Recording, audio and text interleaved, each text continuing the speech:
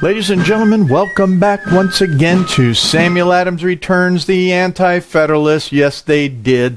They absolutely got it right here on Liberty Works Radio Network, where liberty does work for you. And this is Tom Navolis, your host. Just delighted to be back with you once again as we look at the mirrors in history. And we're going to do that today. And I have to tell you that after all of the events of this week, and most importantly on Tuesday was an amazing day for we the people. What was that, Tom? Well, that was what? None other than Judge Roy Moore, a fabulous individual, a staunch patriot, one that understands every principle that I talk about on this program. He was elected to take and go from that Senate runoff to go to the general election. And I believe, as I looked it up here on the internet, that will be in December. So I was really thinking about, gosh, what was I going to do this week as I finished last week's program?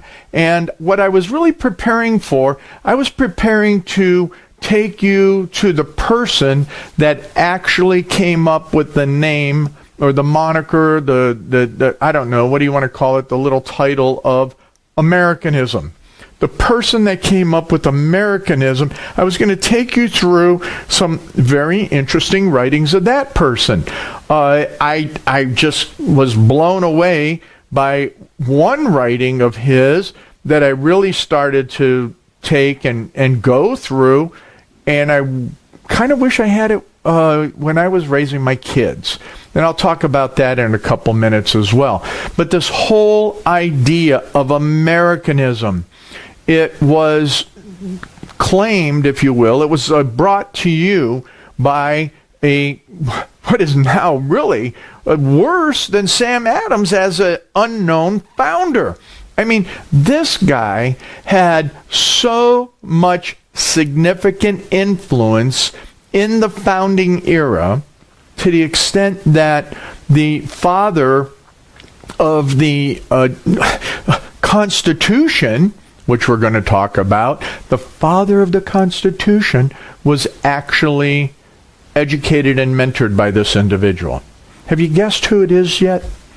Well, yes, the person that was able to come up with the name Americanism was none other than John Witherspoon.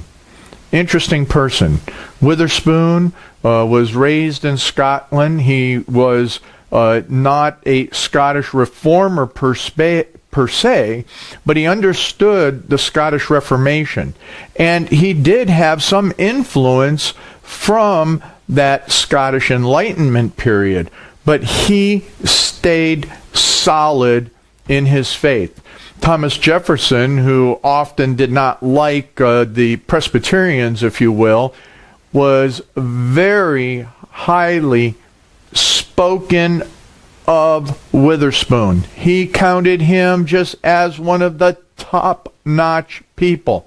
Witherspoon had great acclaim throughout all of the founding of America. Signer of the Declaration of Independence. Yes, and the president of Princeton.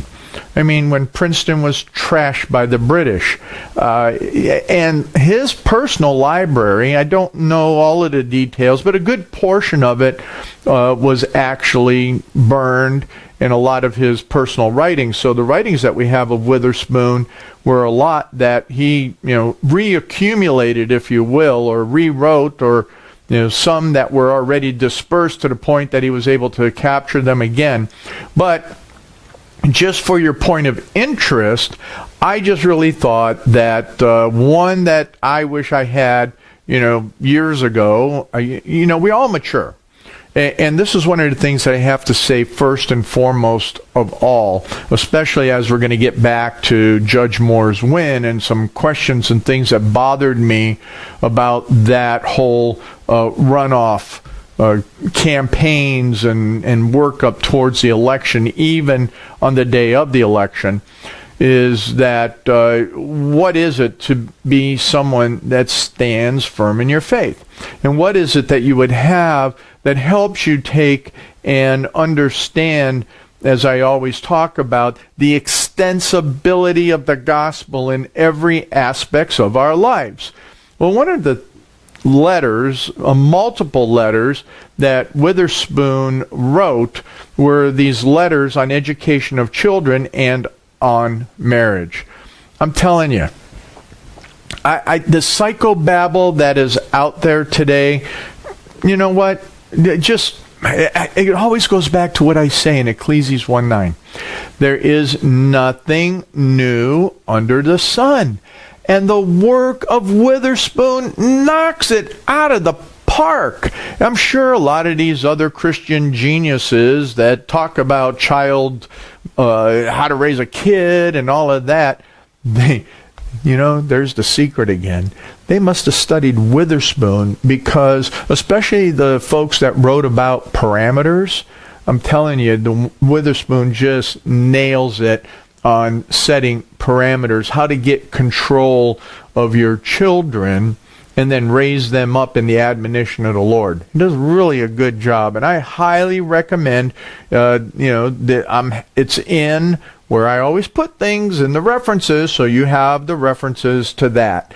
But what was more interesting, so in claiming what Witherspoon did, it was the influences he had on those that would then take and be prominent within this nation. Okay, so what does that mean then for the whole Judge Roy Moore election against Luther Strange? Well, I'll tell you, I was flabbergasted. Kathy and I actually, after the end of the election, when we were listening to Luther Strange's concession speech, I was blown away. Okay, and then I was confused, and I had to sit back and go, what in the world am I hearing here? What is going on? We hear all these different debates, and there really were no debates during that election, because they were being set up by the establishment and manipulating the whole environment on what would happen. What we saw, as if you were tracking that election or not, what we saw, the whole Mitch McConnell machine, the swamp, if you will, whatever you want to call it, the establishment, those globalists, those that are actually contrary to what founders' original intent is, those are the ones that were backing Luther Strange. You saw it in a number of articles, especially if you follow those more conservative environments, I guess that's what you want to call them, those that would more closely align with the principles of the founders. Well, it got me. It just blew me away. Because when you looked at Senator Strange's voting record, you look at all of his background, you look at his performance as a lobbyist, in what he did there, his behavior, his actions, his, I guess if you want to use the biblical term, his fruit. What was the fruit that he was bearing? What was he producing in his life that everybody could see? And his associations, who were they, what were they, and how did he view constitutionalism? That was, I guess, the real conundrum with Strange, is that rhetoric, and as I say in the book, not all conservatives are constitutionalists. The point is that there's all these terms for what is a conservative.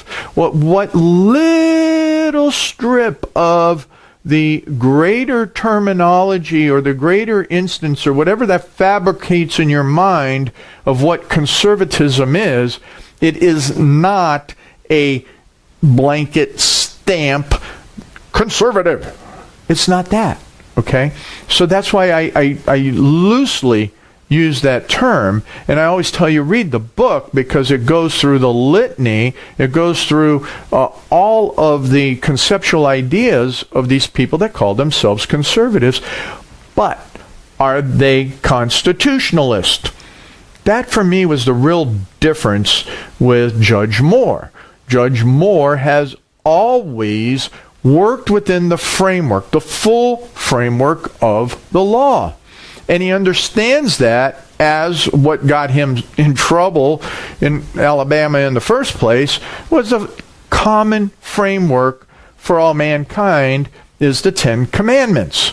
I mean, you know what? It's Judeo-Christian. You can start with the Ten Commandments. And it's interesting, until it gets perverted, is that even, the Islams take and they kind of look at the Ten Commandments, but then they twist it and it gets all weird and wacky, and I'm not going down that path. But what we want to talk about today gets to my confusion during the concession of Luther Strange. And this is really for you folks that say that you are believers in Jesus Christ, that you just call yourself, I'm a Christian. Okay, I'm a Christian. Very good. That's fine. But what does that mean? I have to say that for a larger definition, principled concept of that, this past Sunday, Alistair Begg preached a pretty darn good sermon that really is relational to this whole idea of what's your fruit? What do you stand for? How do you take and, how do you live it? So that's kind of interesting. So anyway, you could check out Alistair's sermon. I think Alistair got it probably about 80% right. He was 100% scripturally correct, okay? But from an application perspective, he was off by 20%, from my opinion. Of course, hey, what do I know? What I want to focus on is relative to that, in that Luther Strange, he confessed his belief as a Christian. He was very profound in taking and speaking about that, in quoting scriptures and saying that as a matter of faith and in fact, a truism that at the end of it all, it's only about God. It's only, and I don't recall, he may have said, it's only about Jesus. And if he did, I don't want to misquote the man. I don't know. That was frustrating for me. This is where Kathy and I looked at one another and went, what did we just hear? Because the challenge, and this is where I'll reference you back to Alistair's sermon and what I keep talking about out of Jeremiah, is that if in fact a leader can say those things which have the God stamp around them, as the scribes and the teachers and the all of those that were in Jeremiah's day were doing that, but yet they turn around and bow a knee, offer incense to, take that which is of Baal, as in Jeremiah, worshiping all this other stuff. What is that on the reality of their fruit? So we can take that lesson from Jeremiah and we can extrapolate that across to everything. Also, we're going to get into a little bit more as where I found the answer. I found the answer to the conundrum of Luther Strange relative to Judge Roy Moore. And when I look at that, we're going to pick up in the next segment here in a few moments, is we're going to pick up looking at that answer to the conundrum of the Tuesday election there in Alabama. So it's going to be really interesting to take a look that there is an answer. And you know what? it's not an anti-federalist that gives the answer. No, this time it is a federalist when Samuel Adams returns, because the anti-federalists, they absolutely got it right here on Liberty Works Radio Network, where liberty works for you. Ladies and gentlemen, welcome back once again to Samuel Adams Returns, the Anti-Federalist. Yes, they got it right here on Liberty Works Radio Network, except for today. What? Oh yeah, this is Tom Navolis, your host, and I am so delighted that you joined me back in this next segment as we look at that fact, the reality, that Liberty Works Radio Network does such significant work for you. And it's you. It's your programming. Every day has live programming. Every weekend has all sorts of other great programming. Even me. But what's more important is that the network needs you. So what I'm asking is that you would take the time to once again review all of the hosts and hostesses on this network, and that you'd contribute. Hey, $5. You know what? Maybe 50 cents a day. Maybe, I don't know. Come up with something.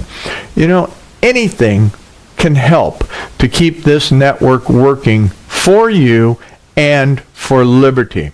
So thanks for being here on Liberty Works Radio Network with me and Samuel Adams and the Anti-Federalist that returned.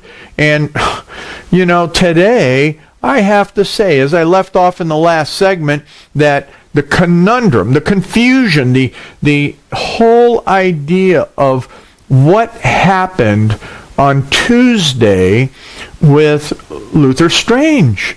When we look at this whole thing, let's think about this for a while.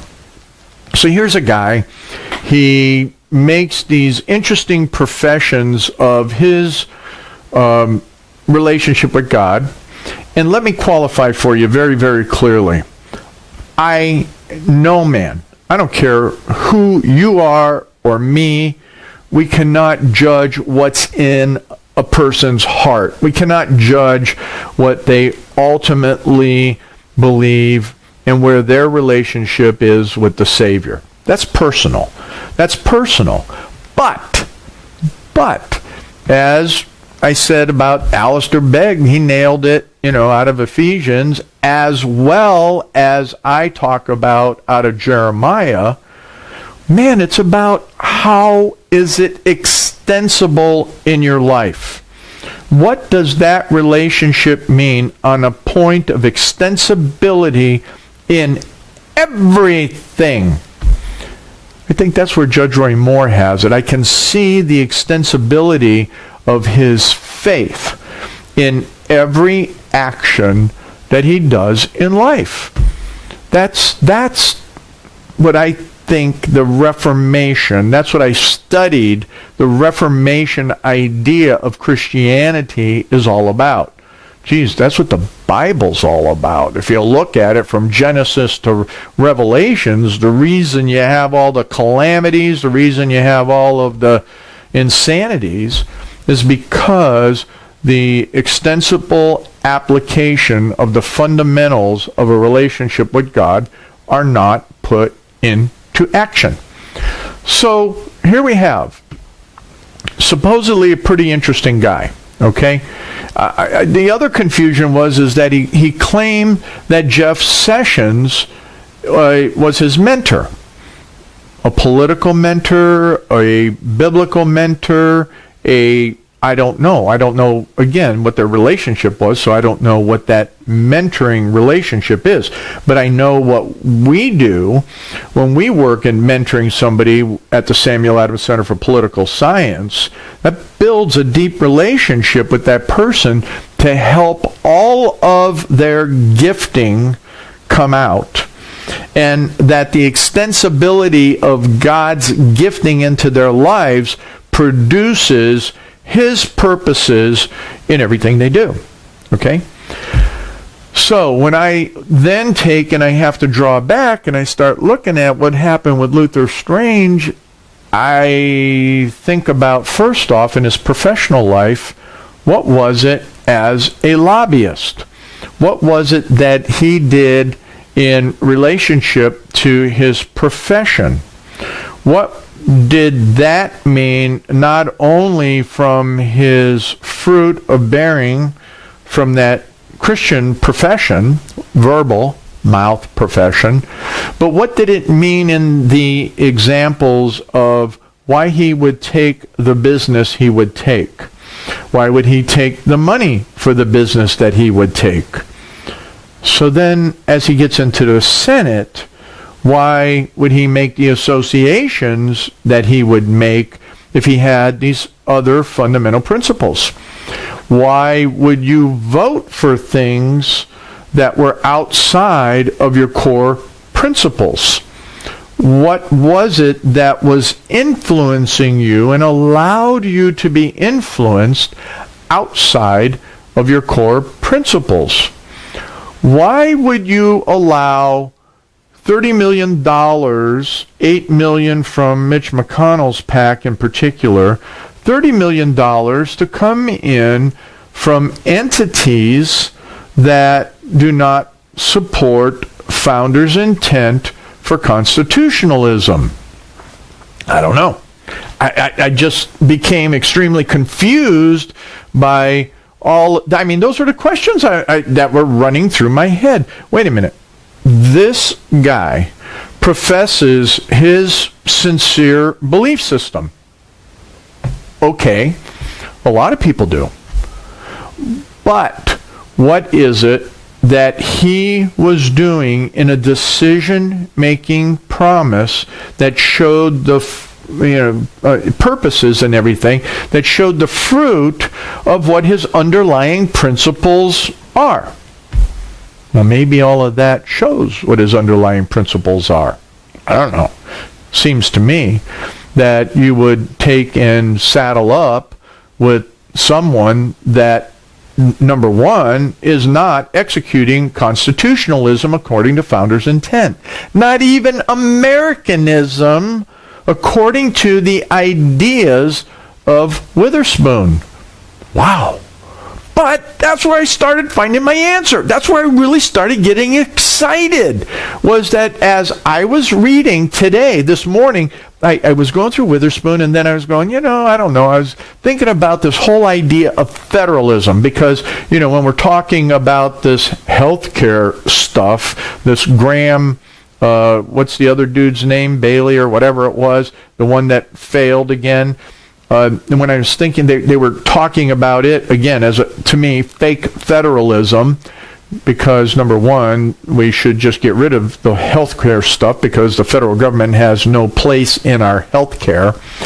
But then as I got thinking about that, I said, well, this federalism, I'm just kind of flipped through my well-worn, marked-up copy of the Federalist Papers, and I said, where am I going to go? Wait, okay, go to what do? You always go back here to the index, right?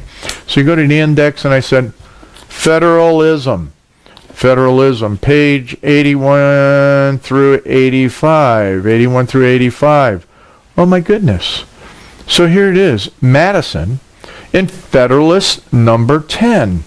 He answers it. I mean, I just, popped into these things that were like, oh, this is interesting. This is interesting because some of the things that I marked up, and I have it open, but I'm going to refer both. I marked everything up. I marked the PDF up. I marked the book up. I don't know. Come on, you guys. You know how I do stuff. Anyway, I got in here, and one of the first things that kind of hit me was he was talking about, I marked it up as communism, in that when you start looking at it, he's talking about democracy versus a republic, so on and so forth. For some reason, I went to page 81 looking for the word federalism, but instead of using the word directly, he starts out with that comparison on what's attainable. And from there, he starts getting into talking about democracy and that a pure democracy, something that the founders, you well know that, the founders absolutely rejected, and he gets into it why. And one of the reasons he talks about here is, which I thought was amazing, because I think this gets into this whole aspect of what we're seeing with the knee nonsense, the educational system, so on and so forth, because everybody thinks we're a democracy because that's the word that's commonly used. Is that a democracy this, democracy that? Well, as we know, we're not. But hence it is that such democracies have ever been spectacles of turbulence and contention, have ever been found incompatible with personal security or the rights of property. Geez, let's go tear down the statues, let's go tear up places, let's destroy Berkeley, let's break windows, let's go through the, all of D.C. during an inauguration, destroy property, set a guy's car on fire, so on and so on. Oh, wait a minute, that's personal security as well. Okay, so he goes on and says, and have in general been as short in their lives as they have been violent in their deaths. Theoretic politicians who have patronized this species of government have erroneously supposed that by reducing mankind to a perfect equality in their political rights, they would at the same time be perfectly equalized and assimilated in their possessions, their opinions, and their passions. That's the infada. That's everything we're seeing on the college universities. That is the, assimilated mindset of all these knee takers. All right? They're not talking about justice. They don't understand justice in a republic because, you know what? They've never read even Federalist number 10. Whereas a republic, by which I mean a government in which the scheme of representation takes place, opens a different prospect and promise, the cure for which we are seeking. Wow. I got in here and I'm looking at this stuff and I'm going, wow. So I jump back a little bit and I start looking at, the first part of it. Let's see. It is in vain to say that enlightened statesmen will be able to adjust these clashing interests and render them all subservient to the public good. Enlightened statesmen will not always be at the helm. My goodness, isn't that true? What do we have? We have all of these confusions, and right now the Senate has no enlightened statesman at the helm. Boy, I sure hope Judge Roy Moore gets in there and we can start seeing the enlightened statesmen at the helm. You don't have them at the helm in the House either. The Speaker is not an enlightened statesman. He's one of the cabals. He's one of the perverted ones that is talked about here in Federalist number 10. Let's see. So you get in the interference to which we are brought is that causes of faction cannot be removed, and that relief is only to be sought in a means of controlling its effects. Ladies and gentlemen, that's what we're talking about. That's what we're seeing happen.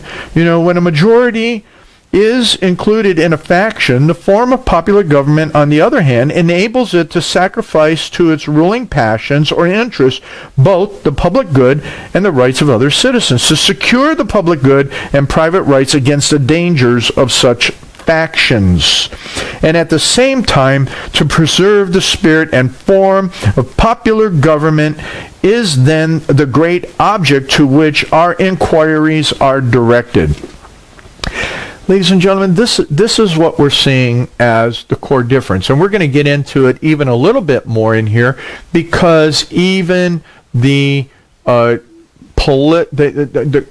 spiritual component of the conundrum with Luther Strange is talked about here in Federalist number 10. It blew me away. We're going to get to that page as we come back into the next segment. But what we're trying to develop here is what is not taught in schools.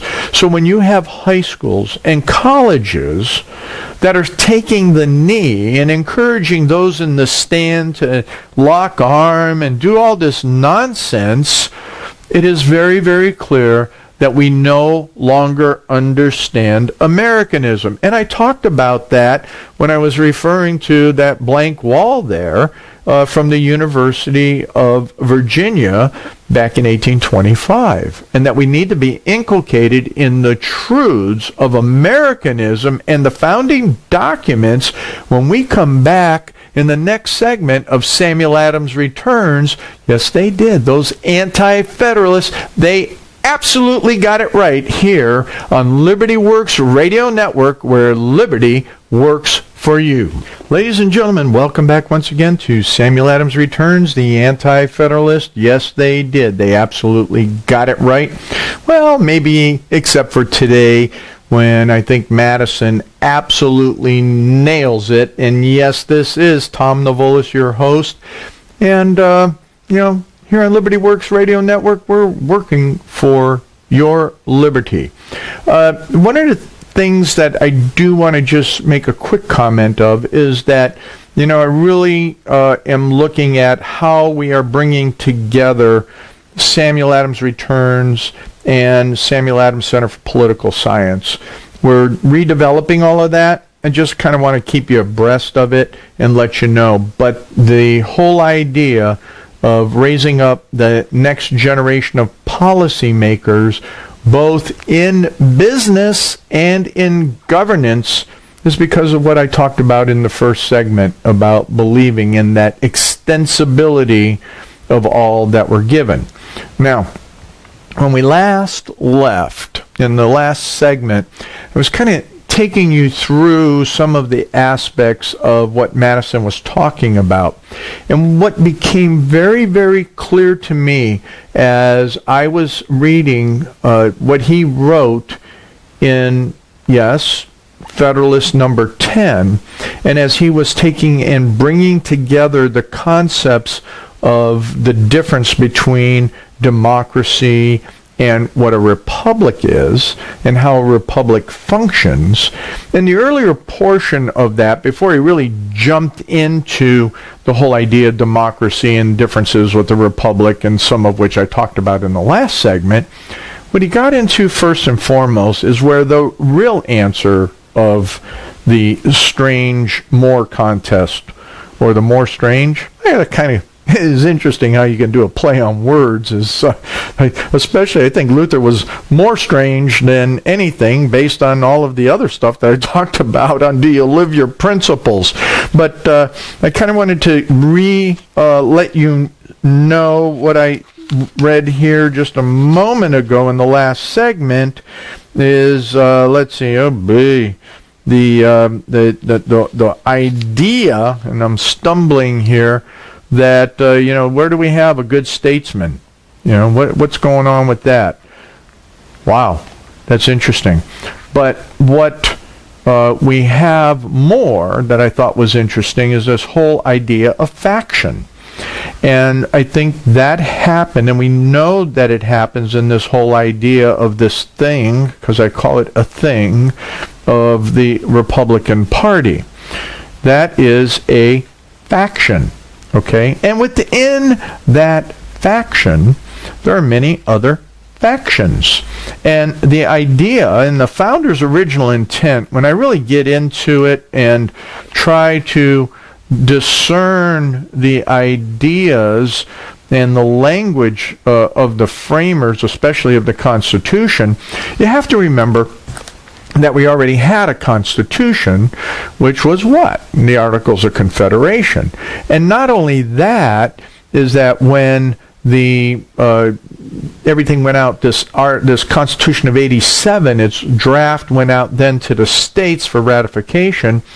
The states had constitutions already in place, and they went through all of their different conventions and construction, and in some instances, more than once, they rewrote their constitutions.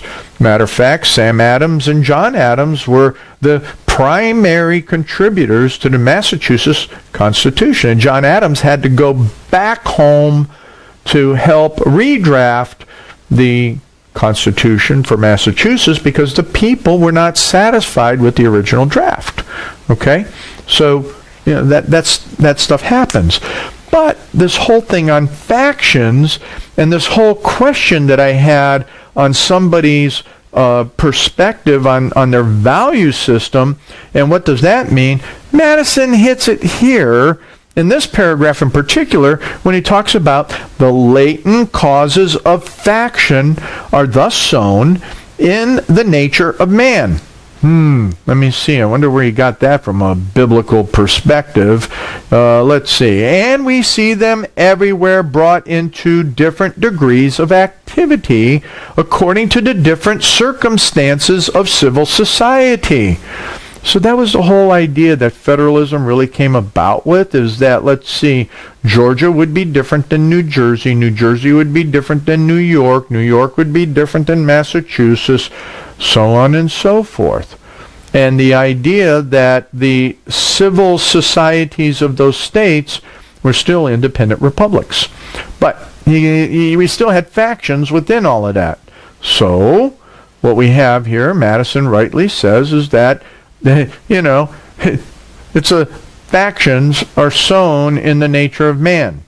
Okay, that goes to the extent that I always talk about, that the Federalists expected the preachers to do their job to the extent that we would always have a moral and virtuous people, then we would have moral and virtuous leaders coming out of those people. Okay, never mind. But the Anti-Federalists said, no, the nature of man, sinful man, you know what? You're going to have faction. You're going to have all this other stuff. Well, he goes on here and says, here's the part that kind of nails it for me and explains a lot. A zeal for different opinions concerning religion, concerning government, and many other points, as well of speculation as of practice, an attachment to different leaders ambitiously contending for preeminence and power, or to persons of other descriptions whose fortunes have been interesting to the human passions, have in turn divided mankind into parties, inflamed them with mutual animosity, and rendered them much more disposed to vex and oppress each other than to cooperate for their common good. So strong is this propensity of mankind to fall into mutual animosities that were no substantial occasion presented itself, the most frivolous and fanciful distinctions have been sufficient to kindle their unfriendly passions and excite their most violent conflicts. But the most common and durable source of faction, or factions, he uses the plural, has been the various and unequal distribution of property. Those who hold to those who are without property have ever formed distinct interests in society.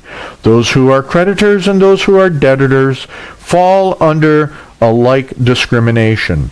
A landed interest, a manufacturing interest, a mercantile interest. Whoa, stop! Whoa, stop right there. Hey, Tom, I thought that I learned in high school, I thought that I learned in college, I thought that I learned in university that, those founding fathers and the framers of the Constitution did not understand a thing about business. They didn't understand a thing about mercantile. They didn't understand a thing about anything except taking and putting together this here form of government. Really? No, I think you need to read the Federalist Papers, LeBron James. Anyway, you go on to this. So let's see. I lost my space as I got excited about that one. Boy, oh boy, I'm telling you. So he gets in here and he's continuing on. Is that manufacturing interest, a mercantile interest, a moneyed interest, with many lesser interests, grow up of necessity in civilized nations, and divide them into different classes, actuated by different sentiments and views. The regulations of these various and interfering interests forms the principal task of modern legislation and involves the spirit of party and faction in the necessary and ordinary operations of government. That's pretty interesting. That's pretty good analysis that, you can have all these different factions, but it takes leadership, it takes statesmanship, it takes someone that can maintain their principled values in such a way that these factions are not the minority in particular. The minority of factions cannot determine the outcome within the context of a republic. And I think that gets into the rest of where we are when we go through Madison and Federalist number 10 and understanding what a republic is in relationship to that, especially in a contrarian perspective of a democracy. So what we see happening out on the fields, what we see happening is, and we know, is quite frankly, the Democrat Party is nothing but a bunch of communists and socialists. Okay? Flat out. I bring that out I don't know how many times. So yes, they have within them, they have the anarchists, they have the very radical Marxist communists, then they have the Gramscyites, then they have the Alinskyites, then they have the Bernieites. Well, Bernie, yes, it is. What you're talking about with Obamacare is socialized medicine. So I thought that was pretty funny with that exchange between him and Lindsey Graham. Or, Senator Graham, we're not talking about socialism here. Yeah, you are. Get off of it. Single payer is nothing but communism, socialism. Anyway, in a republic, that doesn't fly, okay? It does not fly. So the federal Constitution, I'm going to jump way forward now. The federal Constitution forms a happy combination in this respect, the great and aggregate interest being referred to the national and the local, and particulars to the state legislatures. Ladies and gentlemen, the federal government is not supposed to rule our lives. Federalism and the Constitution never, ever intended for that. Oh, I know. Everybody here on this program knows that. I'll tell you what. We're going to get Dave Welty on here. He and I are going to be talking this weekend down at the Ohio Liberty conference that's going to be going on Saturday, and he and I are going to talk about what it's going to take to get him on the program. I have technical issues. I don't know if I'll be able to have him sitting next to me, but what we may do is I'll just have him call in, and we'll figure out something with that, because I think that'll be more productive to do. But I can only encourage you just to continue to delve into here and really understand this is the fundamentals. Madison does a beautiful job of putting it together. But the Anti-Federalists do a beautiful job of saying what could happen and predicting what we have today. Ladies and gentlemen, we can go through that. You can go through Mercy Otis Warren. You can go through Melancthon Smith. You can go through Yates. You can go through on and on and on. All of the various Anti-Federalists, and they got it right. They got it right from the extent that everything that Madison wrote in particular, because I'm still not crazy about Hamilton, and Jay did a good job as well, in the Federalist Papers, sets how the Constitution should function with a moral and virtuous people. We don't have that. The churches haven't done their job. I talk about that in the book. And we're going to have that out by Thanksgiving. It's closer. It's really coming together. But the point is that if you expect the elected to not argue and have the factions, if you don't, if you think that everything's going to be honky-dory and dandy-dandy, well, first off, the Anti-Federalists got it right. Madison talks about it, and the cures that he thinks that should happen really don't. because he does talk about in here how a sleazebag could slip in and say to everybody, hey, elect me, but then because of their nefarious attitudes and ideas, they go in and do something totally different. They fooled you. That's why I call for vetting. That's why I call for the development of constitutional candidates. Ladies and gentlemen, that's what we need to do. That's what Samuel Adams did. He mentored people so that we would have constitutional candidates, because Samuel Adams, he returns. And yes, the Anti-Federalists, they got it right here on Liberty Works Radio Network. Come on back, but go read the Federalist Papers at least. See you next week. Thanks a lot, folks. Have a good one.